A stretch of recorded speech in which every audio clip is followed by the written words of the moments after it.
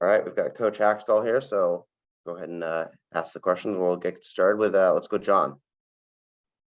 Dave, one thing that's been a positive, and it's been the case all year with when you played Colorado, is you're 17 for 17 on the penalty kill against the Avalanche. What do you think has been the key to being so successful against a team that has so many goal scorers and that's such a high-powered offense when they have the man advantage?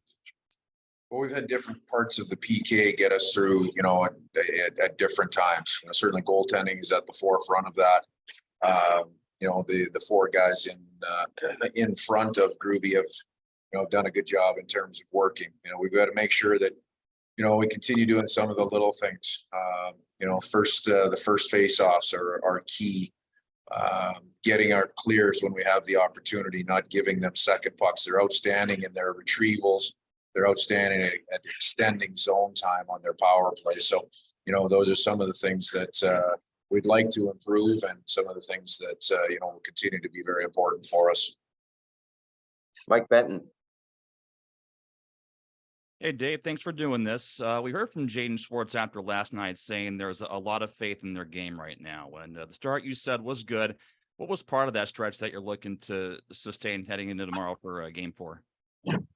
Well, we did have a good start to the hockey game yesterday. One of the things that we have to do is, we have to be able to change and control momentum a little bit. If you look at some of the quick momentum swings in this series, we've been on the on the wrong end of that a couple of times. Game 2, giving up a couple quick goals, to have that game be tied up.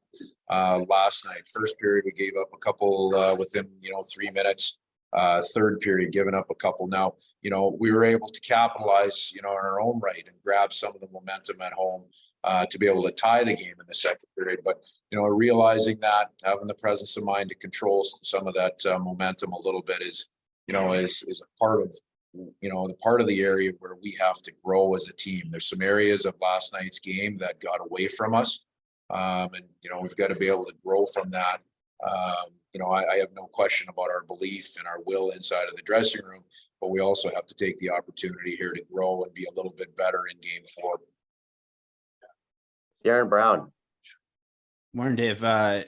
One thing that I've noticed that's been a little different here in the playoffs compared to regular season is just how you're sending out your 4 lines. So I feel like in the regular season, one of the big strengths was being able to roll 4 lines. Last night, there were a couple of guys that only had a few minutes of ice time. Do you think that's kind of just a happenstance of having those stars in the other team? Or, I mean, what goes into that to kind of shortening the bench a little bit? Well, there's a lot of different parts to it, but there's 2 things that go with it. I got to get those guys out there a little bit more, and those guys got to play a little bit, be a little bit more reliable. We talked about reliability, right, over the year. It's one thing to score. It's another, to be able to provide offense, but there's also a reliability factor, 200 feet, being able to do the job both ways. So I think that goes twofold. I think, as we get into really the meat of this series now, we're getting into the middle portion of it. We need a little bit more. So we got to give those guys a little more opportunity, and, also got to, trust that they're going to be a little bit better in their reliability up and down the rink. Tim Booth. Morning, Dave. Do you know yet if you'll have Morgan back for tomorrow night? Yeah, sorry, I missed your question there. Do you know if you're going to have Morgan back for tomorrow night? I do not at this point in time. So, we'll know tomorrow night at game time. Jeff Baker.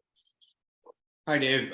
What can you do to win some of those crucial faceoffs that you're having, but both in the offensive zone and the defensive zone? Is it a matter of just tying guys up more and letting secondary guys win the battle, or some of the biggest goals in the series have come on directly? Jeff, honestly, if I'm being blunt, I think we got to be smart and cheat a little bit more.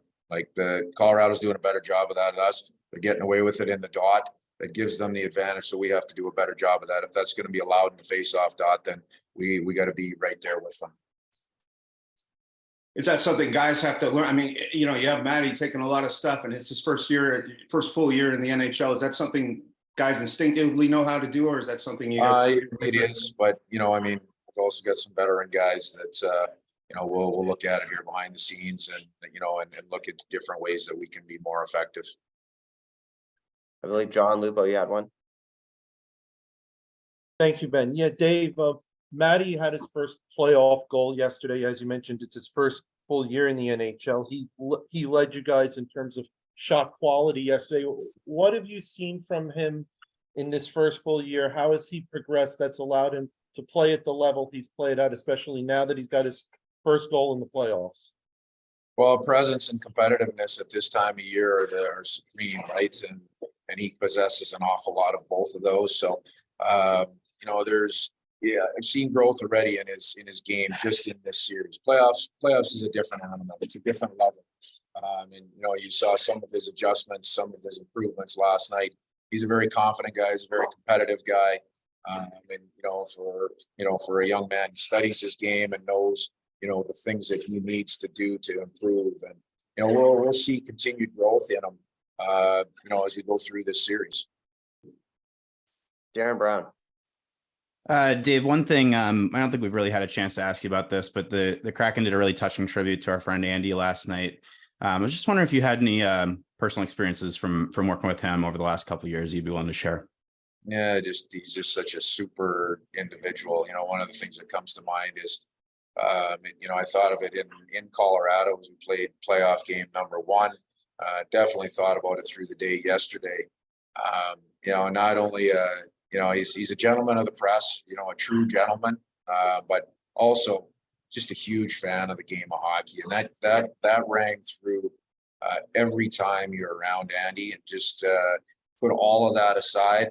I don't really, I didn't get a chance to know Andy very well outside of the rink, but if my interactions with him inside of the rink, tell anything, it just tells what a tremendous, person and gentleman he was. So I know he would have been smiling yesterday. I know he would have been excited. I know he would have, been doing his job, but also been a fan of the game yesterday in the building.